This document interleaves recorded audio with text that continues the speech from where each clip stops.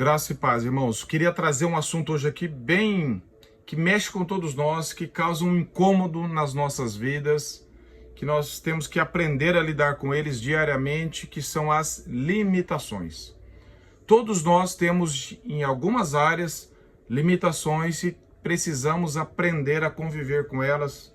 Muitas vezes conseguimos superá-las, outras vezes vamos ter que aprender a conviver com elas alegremente em Deus, sendo grato a Deus, como Paulo diz lá: aprendi a estar contente em toda e qualquer situação, na escassez, na abundância, ser honrado, ser humilhado, porque Deus o fortalecia em tudo. Nesse contexto que Paulo diz: tudo posso naquele que me fortalece. Deus o capacitou a viver em todas as situações para a glória dele com um coração grato. Mas Paulo aprendeu e nós precisamos também aprender. Estamos nesse processo de aprendizado, mas não é fácil. Qual é a sua limitação? É financeira? Você vive com o orçamento sempre apertado, embora seja um trabalhador, um cristão que tem dado testemunho no trabalho, de diligência, de competência, mas tem uma vida financeira limitada. Como a maioria de nós, paga as contas ali no sufoco, vive com água aqui no nariz, né, a gente fala, e todo mês aquele aperto. Um filho fica doente, não tem tanto recurso, tem que pagar alguma coisa, não pode isso, não pode. É sempre limitado, é sempre aquela vida bem regradinha ali, não pode acontecer nada fora do básico, que a situação piora de vez. Talvez é uma limitação, talvez você não tenha limitação financeira, graças a Deus, você nesse aspecto, mas talvez você tenha uma limitação de saúde. Talvez um problema seu mesmo, da sua esposa, ou da esposa do marido, ou dos filhos, algum ente querido, os pais. Tem um problema físico ali que a medicina não tem resolvido, e Deus, através da medicina, né, também não tem curado diretamente, e nós temos que conviver com isso. Pode ser um problema num filho, na esposa, no marido, nos pais.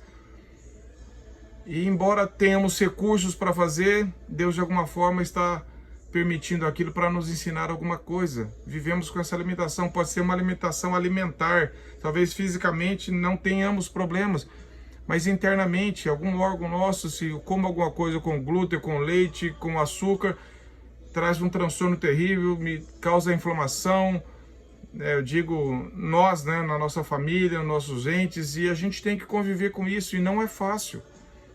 O custo aumenta da alimentação, quando vai sair, não pode comer aquilo que todo mundo está ali, temos que improvisar alguma coisa, ela gera um transtorno, gera uma limitação. Não é fácil, para quem passa por isso não é fácil.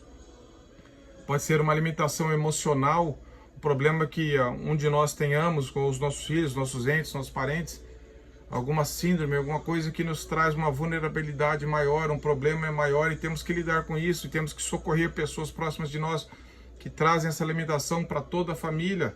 Como lidar com isso, como encarar isso diante de Deus. E outras limitações tantas que nós podemos ter. Então eu queria, porque isso também me incomoda, isso também traz problemas, e eu preciso aprender a conviver com isso da forma correta. Porque o nosso coração tende a murmurar, a ficar olhando: mas aquela família não tem isso, aquela família parece que não tem problema nenhum. E a gente começa a se centralizar como se fôssemos um para-raio de problemas, e esquecemos de Deus, esquecemos da graça de Deus, esquecemos que Deus usa isso para transformar as nossas vidas, para moldar o caráter de nós, para nos ensinar a paciência, a contentamento, a nos apegarmos a Ele, a trabalharmos o orgulho do nosso coração, a inveja e tantas outras coisas. Sim, nós podemos ajudar as pessoas e devemos socorrer as pessoas, e as pessoas nos socorrem sempre que podem, mas nós temos que encarar o problema. Ele existe na nossa família, seja ele qual for, porque todo mundo, em alguma circunstância, tem uma limitação. Aquele que financeiramente não tem, talvez ele tenha na questão de saúde, relacionamento, problema sério no casamento, problema sério na família. Alguns personagens bíblicos que tiveram problemas assim, rapidamente abordando aqui para nós aprendermos. Abraão, anotei, limitação de uma fé vacilante. Deus falou para ele sair da terra e da parentela. Ele não fez tudo daquela forma inicialmente. Ele teve medo, ele mentiu com relação à própria esposa dele, Sara, lá em Gênesis 12, 20. Ele tentou ajudar, entre aspas, né, Deus com Agar em Gênesis 16. Não foi confiante ali. Deus não anulou a promessa por causa da fraqueza de Abraão. Deus foi trabalhando no coração dele, mas ele tinha essa limitação. E nós estamos falando da fé de Abraão, quanto mais a nossa. Moisés tinha uma limitação de insegurança, explosões de ira. Lá em Êxodo 3:11 ele diz: Senhor, quem sou eu para falar com o faraó? Eu sou pesado de boca, não sou eloquente. Êxodo 4:10. Depois em Números 20 ele feriu a rocha com ira.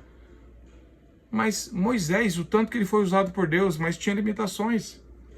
Davi, limitações morais e emocionais. Nós sabemos do pecado de adultério dele, do assassinato por causa disso.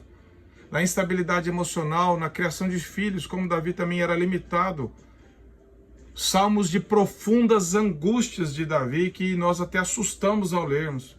Alguém que estava lá no fundo do poço, de repente um salmo de confiança, instabilidade também. E nós estamos falando de Davi, quanto mais de nós. Pedro, limitação da impulsividade e do medo. Pedro era impulsivo, nós sabemos disso. Cortou a orelha do soldado Malco lá em João 18:10. Negou Jesus 3 vezes em Lucas 22. Era o primeiro a se prontificar, uma autoconfiança enorme, e falhou, afundou nas águas, fez isso, mas nós estamos falando de Pedro. E o tanto que Deus usou ele, porque a Bíblia não fala da grandeza dos homens, ela fala da grandeza de Deus, de homens como nós, como Pedro, como Paulo, como nós. Deus restaura. Paulo, limitação física. Paulo tinha limitações físicas profundas. Veja como ele ora lá em 2 Coríntios 12, o espinho na carne, um problema que o atormentava, que trazia limitações, e Deus falou: Paulo, eu não vou resolver isso, a minha graça te basta. Em todas as nossas limitações, a graça de Deus basta. Nós precisamos aprender isso. Paulo também tinha um passado vergonhoso, tinha que lidar com isso. Limitações.